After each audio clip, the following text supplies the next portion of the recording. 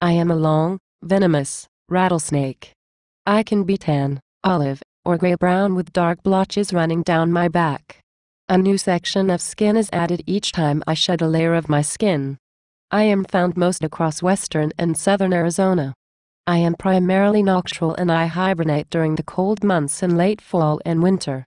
When I feel threatened, my defense is incessant rattling, evaluating my head into a high striking posture, frequent striking, and a gradual retreat towards the nearest shelter.